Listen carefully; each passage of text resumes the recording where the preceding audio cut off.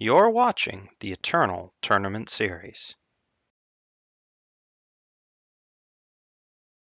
And we are back for round 7, aka Losers Bracket round 4 of the Eternal Tournament Series Season 5 Invitational. This will be the last round of action we see today, but certainly far from the last round of action we'll see this tournament, as we'll be using this round to finish off the top 8. And then tomorrow we'll be covering all of the top 8 matches.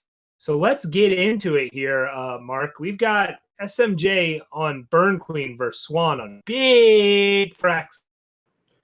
It looks like a normal Praxis list to me, but that's just me. No, but we do see under Swans, because we've already seen SMJ's list and we've talked about SMJ's list a little bit. So I want to spend a little bit more time on Swans' list here. Mm-hmm. We've got four Heart of the Vault. We have 3 Mystic Ascendant and 4 full Predatory Connoisseur. Then only 2 Shatterglass Mage, 3 Xenon Obelisk. Yep. All right. And then we have 4 Purify, which I thought was a little much, but I got pushed back on that, so I'm willing to see the fact that it's probably okay. Mm-hmm. 2 Taler's Favored. I guess just making sure that we hit the power as much as we can. This is essentially why it's big Prax, right? The difference between Combre mid-range and big Combre is the Mystic Ascendants. Turns out that's the same deal with big Prax. Right, you normally don't see Mystic Ascendant in the normal aggressive versions of Praxis, but in big practice, you get the Taler's Favorite and Mystic Ascendant in. I'm also looking at something that sets a little bit apart is that the full 4 Predatory Connoisseurs. That would be a good bit for normal Praxis mid range. Right? I thought you were going to say the full 4 Flame Stoker sideboard. Oh no, I mean like that did other things for me. But yeah, we won't go into that. That's just fantastic. I don't think we'll be seeing any Flame Stokers here, though, as SMJ is on Burn Queen, and I don't think you want a 6-drop that doesn't block.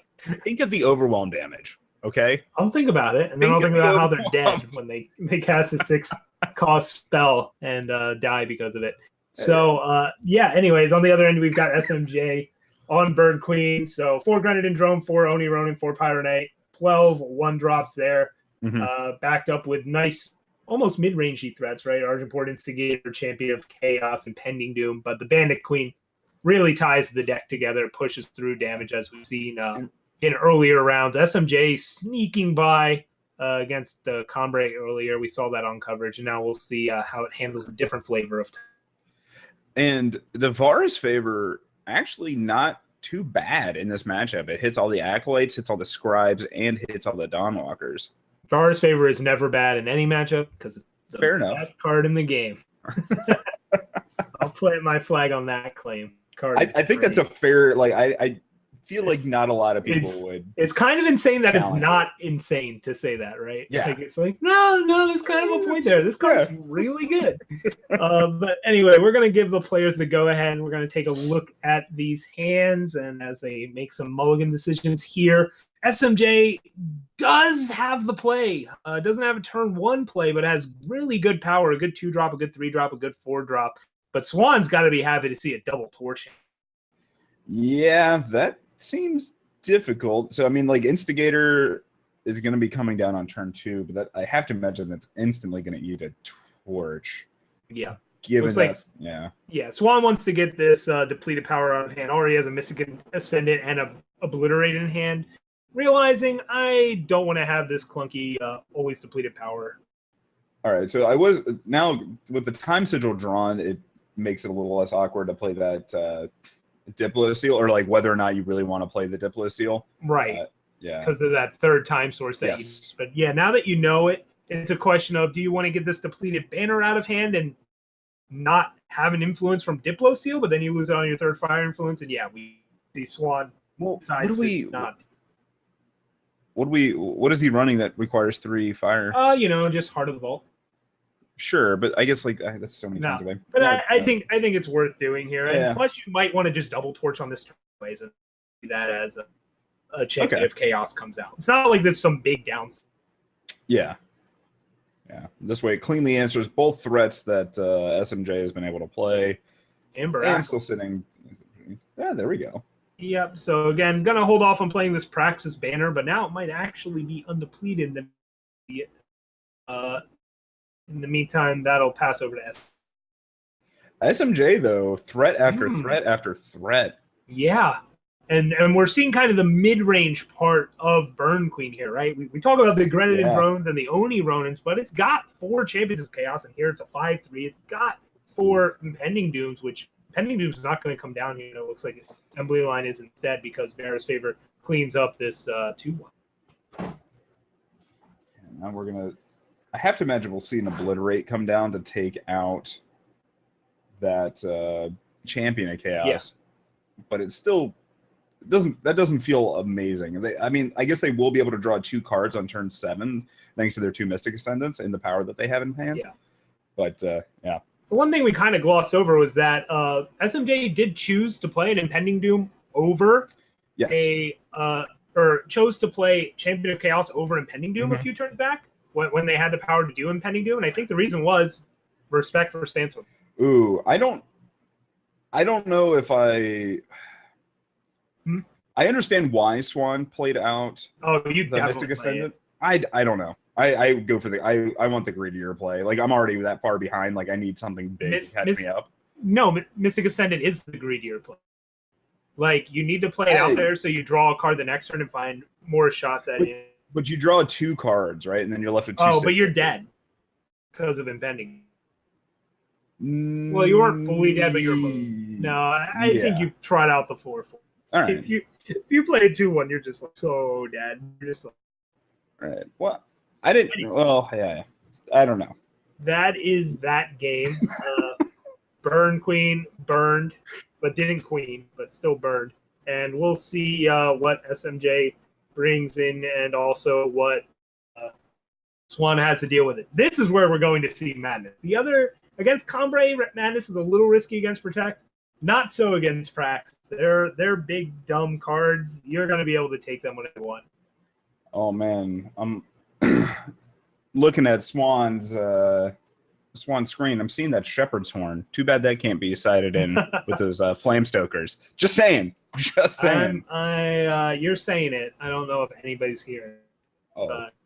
Yeah, so it looks like I got to Diamond with that deck. Wow. All right. Without playing many games. It's hard to get to Diamond. So what do you think Swan's going to do to deal with this aggression? Because I don't think it's bringing in 4 Flamestoker. I like Infinite Hourglass, giving all your units endurance, especially if you're keeping in Dawnwalkers. You have to keep in Dawnwalkers. Yeah.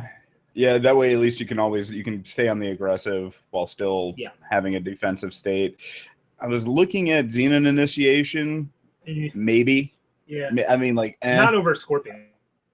The problem with Wasp is it does kill things nicely, except when Queen turns happen, and then it kills them. Yes. So it's a risk versus reward thing. But we see the Scorpion Wasp in Swan's hand, and he'll keep that. And SMJ has the play here again, but this time the curve is a little bit slower, and he'll opt to ship it out. All right. SMJ's hand is reasonable. Swan's hand, I can get behind Swan's hand. I like Swan's hand a lot. He's debating on whether or not he wants to play this monument, but with that Amber Acolyte lurking in hand, thinks he'll have a shot at making that into a 5/5. Although now I think we're going to see the monument.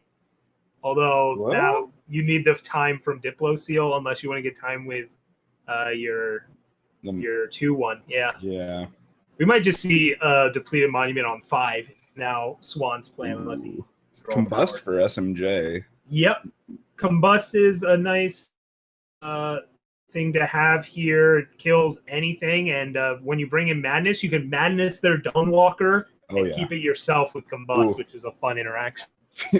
all kinds of fun, and with this assembly line, right? You have a lot of disposable units now that you can just go ahead and throw away, just in case Swan plays one of those Sandstorm Titans starting next turn. So it looks like Swan actually did like the Xenon Initiation. Yeah, Xenon Initiation did come in. Purifies are still in as well, and Scorpion Wasp. So just tons of removal. I imagine the Mystic Ascendants came out, so there was some room there. Xenon Obelisk also probably came out, so you had a lot of room to work in. How do you like firing off the Combust instead of the Annihilate there? It's an interesting decision, but I like it because it means you can play another Impending Doom. Or if Yeah. you Annihilated, you would not be able to. So, Completely fair. yeah. Now, Swan goes down to 17. Has the Sandstorm Titan in hand, but that's going to meet an Annihilate here if he opts to go on that play. The Scorpion Wasp is theoretically safer, but again, it also gets answered, but at least blocks for that.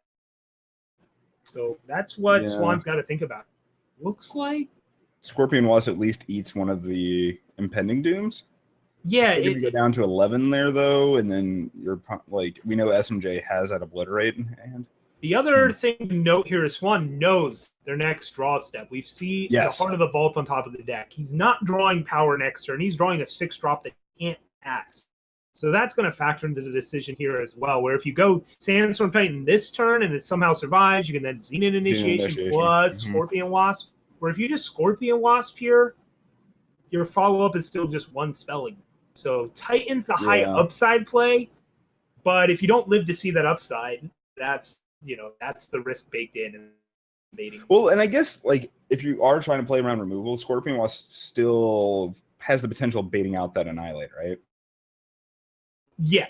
Scorpion Wasp eats an Annihilate, then Sandstorm Titan doesn't, but there's also the Obliterate coming. So SMJ's hand is just so good. Yeah. I think at this point with Swan's hand, you just gotta hope they don't have it and go with the Sandstorm. Even though we know. It's a hard knock life. Yeah. All right. Well, there we go. And SMJ's turn 11. Not quite as hard to figure out as Swan's turn. Takes Swan down to. Does Swan have a way to gain some life here? Concessions are a way to kind of reset your life. Fair. That's a good call. Good. But that's gonna be the match. Good call. SMJ makes quick work of the big Praxis list. And, takes down Swan. So Swan gets eliminated. SMJ though gets to the top 8, locks it up. Yeah, congratulations to Mario. Congrats to SMJ, but also congrats to Swan making it for sure in the tournament. I mean, top 12 is a certainly nice spot to hit. And I mean, I would argue literally everybody that was in the tournament today, congratulations needs to be given, because it's not like you can just like walk up and get into the season end invitational, right? Like it takes a little bit of effort to get there. So all the players that we've seen today, all very, very talented. So all right. And thanks goes to everybody. Yeah, no. That match, if you didn't notice, was pretty fast. So we've got more action going on this round that we're about to drop in on. We've got Angry Chicken versus Tatsumaki going on right now. And I think that's what we're going to line up as our backup. So that's Big Combre versus Felon Control. I don't know what the current score of that match is, but at least ducking in right now, looks like Angry Chicken is ahead this game as he's got a Permafrost and Mystic Ascendant, but it's a 44-44 and a 27-27 Vodacon and a full hand and a bunch of protects in hand. So Tatsumaki does have a Champion of Cunning and a couple Black Sky Harbingers holding off for now, but this is looking like a tenuous spot for the Felon Control play.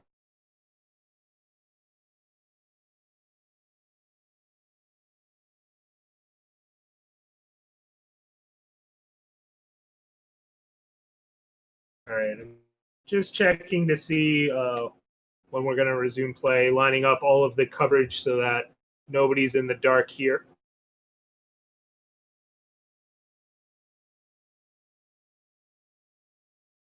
Yeah, this is a board state. Oh boy. Yeah, it looks like the players, we told them to hold up, so we're in the middle of Voda combo basically going off.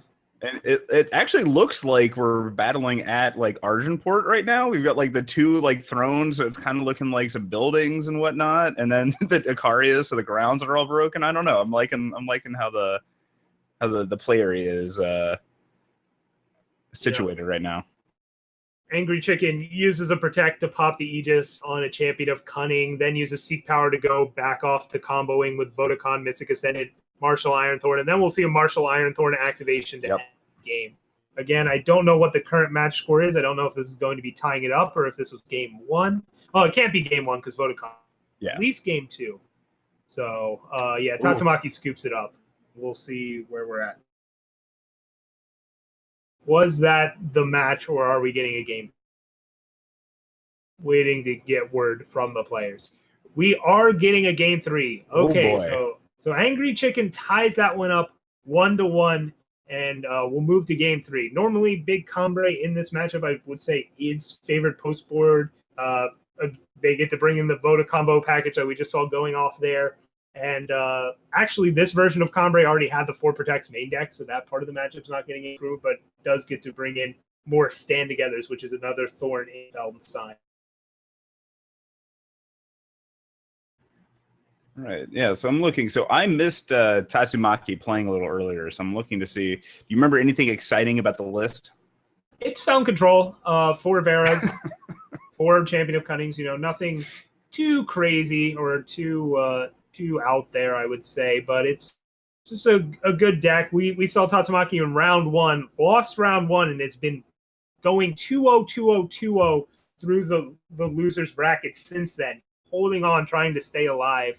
And we'll see if you can continue the kind of Cinderella run through the losers bracket here, or if Angry Chicken will shut the door on that. And it looks like both players have go ahead and started. We see a voice of the speaker in play for Angry Chicken, 4 power in play. Tatsumaki 4 power or 3 power in play.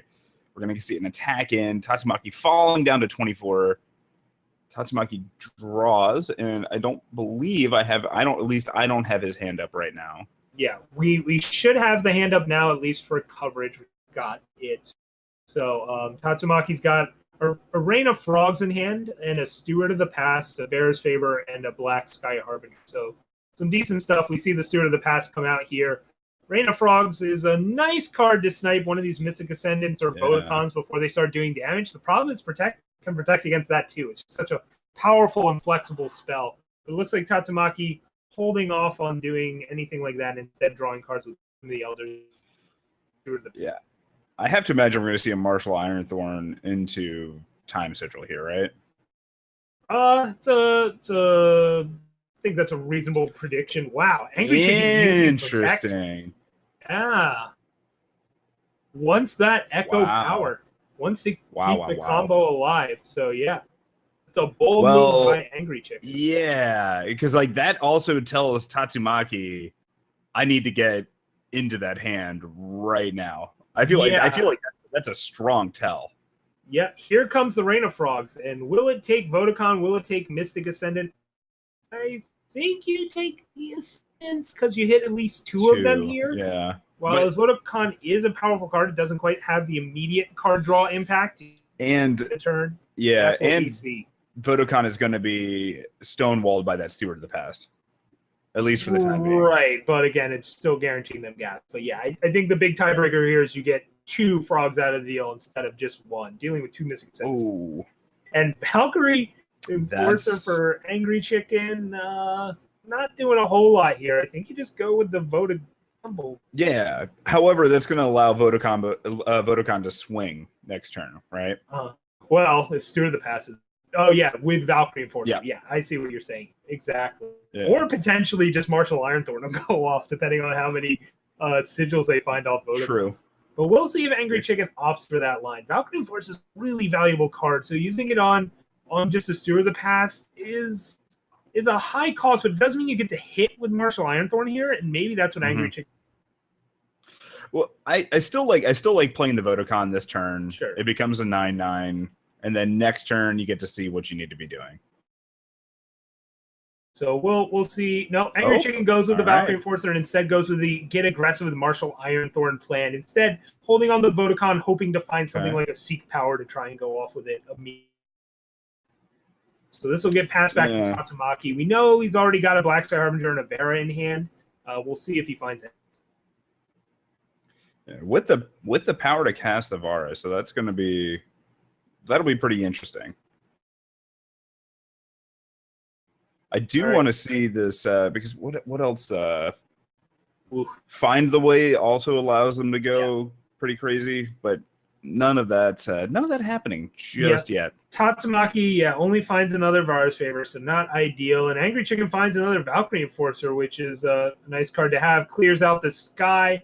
And because Tatsumaki swung with that 3/5, doesn't even have the double block available for this Martial Iron Thorn, so gets hit for 8. Oh man, I still want to play out the Bodokan. It's a tempting thing. Angry Chicken clearly in the tank about it. Like, what are the odds that my opponent's got exactly Feeding Time or Death Strike? And yeah, we see the Vodacon come out. And there it is. It's sitting. That means as long as it's alive, Angry Chicken is going to draw non-power guaranteed every turn. Yeah, also notable, no creatures. Oh, wow. There's the Withering Witch. Wow. Whoa, so off the top. Yeah, off the top Withering Witch means Vera's Favor plus Witch is going to kill Vodacon.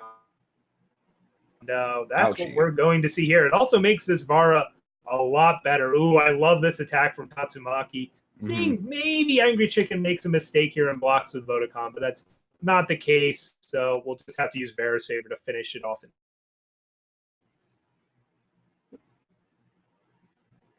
Which is such an interesting card. Yeah.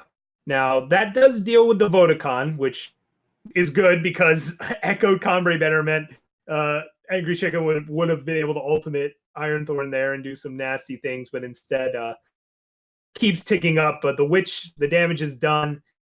Iron Thorn's a 5/1 can be answered here, but there's still 2 3/1s. Yeah, those flyers are gonna, because there's nothing in Tatsumaki's yard right now or the void that actually has flying. So yeah, we're still seeing a 2-turn clock here. That Feeding Time is gonna. Oh, okay, because of the blowing up the board. Yep, that makes sense. Yep, right. Tatsumaki just going to throw out the removal now. Doesn't want to take a chance in Angry Chicken drawing anything like Stand Together could present lethal. So just. Again, Vara not doing anything right now until maybe this witch dies or something and a bunch of units are silent. So, yeah, just using that removal, clearing 1 unit out of the sky, taking out Thorn, but still under pressure.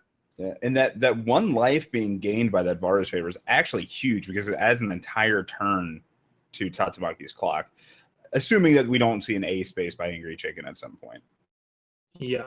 Ooh, Tatsumaki finds a Film Bloodcaster on 10 power, so play and activate it. And Angry Chicken will see that something had Echo there, so it might just be a Find the Way that he got from Film Bloodcaster. That would be my guess. Yep. So they got to Find the Way and Wisdom of the Elders. All right. So more card draw, but not exactly what you were looking for off of Film Bloodcaster in this situation. Meantime, Angry Chicken only finds a Voice of the Speaker, but still has that 3/1 flyer ticking away. Yeah, Will Tatsumaki find blacks? Or that's the question. That's what Tatsumaki's looking. Yeah, so there is a power, so they're going to be able to play going to be able to play some more units. Champion of Cunning, fully powered. With both Primal and Shadow. That's big. There we go. Yeah. So that buffs up all of Tatsumaki's board and puts a 7/5 Flying Aegis. And all Angry Chicken does is top deck a Find the Way. So that's a plenty of power. And I mean, the Rain of Frogs wasn't a great draw for Tatsumaki, but man, that champion, big deal. Wow. Yeah, I was feeling real good about Angry Chicken and that Champion of Cunning. Yeah, that's completely blocking. There's no way that Champion of Cunning is going to end up attacking anytime soon. Not until it's lethal. Yeah, Tatsumaki is at 4 here. Has to be a little wary about how much they start swinging with, just because of the random 1/1s on the other end. But at the same time, you can't just wait around for Angry Chicken to find a way out of this. So still has plenty of blockers back. And the cool thing is, if like Witch dies, it just makes Vera better. It'll be interesting to see if we even see Vera come out here as just a 6. Yeah, but to your point, if the Stand Togethers did in fact come in, this leaves Tatsumaki dead. If the Stand Together is drawn. Yeah, that's something you have to consider. But it's also a question of like how much can I actually play around versus how much pressure can I force through. Because by swinging with 10 here, if they take it, that means Champion of Cunning is lethal next turn because it swings for 9. Yeah. I guess. Well, Whereas it can be blocked. Right, but then you're at least taking out the flyer. Sure. Or killing the flyer, and now you have the only lethal flyer. I like this. Just getting in with one unit. Yep. Yeah, don't let Stand Together be an out here. Yes. Why 100%. let that be an out? Sure. Yeah, I can respect that as well. I think you hold Rain of Frogs here. You know they've got a bunch of power. Ooh, great Parliament. Oh, baby. That's a thing. That is 4/4/4. All right. Let's your move, Mr. Tatsu. Yeah. There is an argument there for like swinging instead of with like Sewer of the Past with Withering Witch just to get something into your graveyard or void to play around this exact scenario. And yeah, another Vera off the top is not what you want. This Black Sky Harbinger is dead or silence. There's no way to like put it in your void and get it back. And yeah, Hombre showing off its strength here, right? What a top deck from Angry Chicken, but that's what it does. So yeah, we get an ace base out of Tatsumaki, and we'll see how the dust settles here. But nothing actually ends up mattering here, right? Nothing matters. There's some stuff. Nothing really. Yeah, because we're gonna see. Oh, and he's leaving the Withering Witch not blocked, so the Withering Witch is gonna get through. So nothing's actually going to end up in the yard. So this Vara that Tatsu's got in hand is literally going to do nothing. Yep. Angry Chicken thinking about what Tatsumaki's outs could be here. And they basically, a lot of them involve this Withering Witch dying. So opting to take the 5 from the Witch so that it can't ever come back from the void and get combined with either a Black Sky Harbinger or a Lightning Storm. And yeah, Tatsumaki didn't have anything like that anyways. Now the Owls come in and end this game. Whew. There we go. Angry Chicken moving on to the top 8. Tatsumaki, bittersweet, but excellent job writing out the alternative success bracket all the way to the end. Yeah, still, again, gets top 12. That's good for some points for qualifying for Worlds and stuff like that. So way to rep film there, especially, as you said, started out round 1, lost, and had to win 3 in a row just to get to where we were at there. Oh, yeah. So that is the last match. So now we'll be able to go over the top 8 bracket and get everybody prepped for more action tomorrow. So we have our top 8. We're going to work on all the fancy graphics, and so this looks nice. But it looks like we've got at the top in the winners bracket, we've got Moosh, Sunnyvale, Hythar, and Missing Toe. So good variety of decks there, actually. Sunnyvale was on Stone Scar Burn, Hythar on Combray, Missing Toes on Elysian. We've got Hulkbuster, who's actually the player that beat Tatsumaki in round 1. He's still alive and in the losers bracket. We've got Jaffa, SMJ, and Angry Chicken rounding out the top 8. So there we have it. We'll be seeing all of these players again tomorrow. We'll be doing a little pregame show again to really deep dive on this top 8 and go over some of the matchups. And we'll be covering every single match. We will not miss a single match or game tomorrow. We go one match at a time through the top 8 as we figure out who is the Season 5 Invitational Champion. And with that, I would like to introduce our lovely TO, I believe. Or no, Rakenner's not stopping by today. He'll be stopping by tomorrow. So with that all said, I'd like to thank myself for being great and stepping up and being a substitute. You are pretty great, here. Rhino. Yeah, and of course, the other wonderful substitute caster in Mark Chibikawaii. We neither of us were scheduled to cast today, and you know how the world works. We have our backdoor deals and worked our way in anyways, and got to talk about Eternal and have a lot of fun. So backdoor again, thank you for the best phrasing. Yeah, thanks for stepping up, and we're not supposed to return to the booth tomorrow, but who knows what the future holds. So. If so, thank you. Greatly hungover, but we'll hopefully that won't be the case. So nothing will be different. All right, but I want to thank everybody for tuning in and watching and supporting, and we'll hopefully see you all tomorrow. Again, the pregame show starting around 11:15, and the actual action will be at noon Eastern. So I've got to go pick Mark up off the ground as he passed out from laughing. Thank you all so much for watching. Thank you, everybody. Bye.